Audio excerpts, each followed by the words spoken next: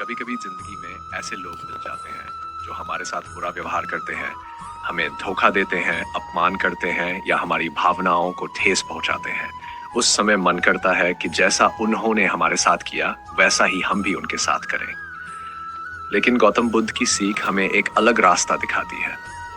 बुद्ध कहते हैं, बुराई का जवाब बुराई से देने पर बुराई खत्म नहीं होती बल्कि बढ़ती जाती है। तो फिर सवाल है, जो आपके साथ बुरा करे उसके साथ क्या करें?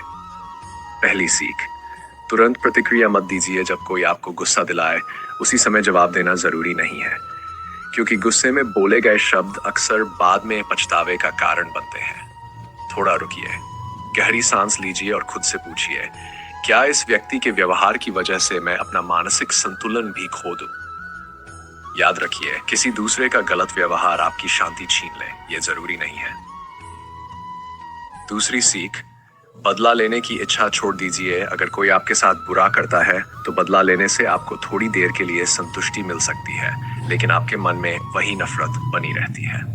बुद्ध की शिक्षा हमें सिखाती है कि दूसरे की गलती का बोझ अपने मन में लेकर मत चलिए। जिसने आपको दुख दिया उसे उसके कर्मों के साथ छोड़ दीजिए। आपका काम है अपने मन को शांत रखना और अपने कर्मों को सही रखना। तीसरी सीख, हर किसी को जवाब देना जरूरी नहीं। कुछ लोग आपकी अच्छाई को कमजोरी समझ सकते हैं। ऐसे लोगों को बार बार समझाने की जरूरत नहीं। कभी कभी सबसे अच्छा जवाब होता है मौन और दूरी।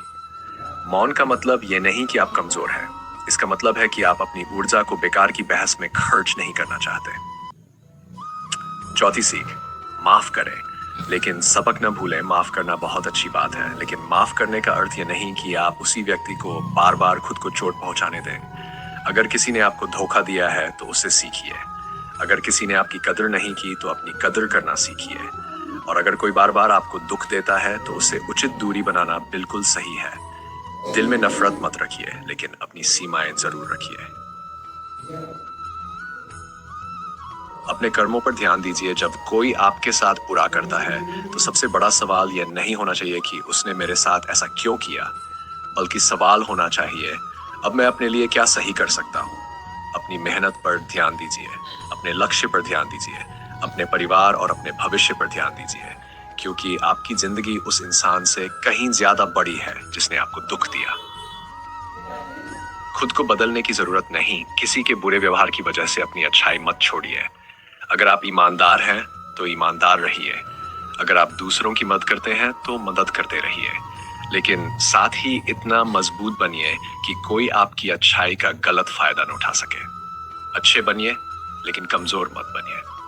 अंत में एक बात याद रखिए, अगर कोई आपके साथ बुरा करे तो उसके जैसा बनने की कोशिश मत कीजिए, क्योंकि अगर किसी की बुराई के कारण आपके अंदर भी नफरत पैदा हो गई तो उसने आपको दो बार नुकसान पहुंचाया। पहली बार अपने व्यवहार से और दूसरी बार आपके मन की शांति छीनकर। इसलिए शांत रहिए। जहां जरूरी हो वहां जवाब दीजिए, जहां जरूरी हो वहां दूरी बना लीजिए, और जहां संभव हो वहां माफ करके आगे बढ़ जाए।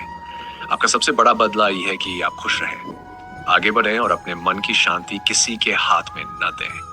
अगर आपको बुद्ध की ये सीख अच्छी लगी हो तो कमेंट में लिखिए, मैं अपनी शांति किसी के हाथ में नहीं दूंगा।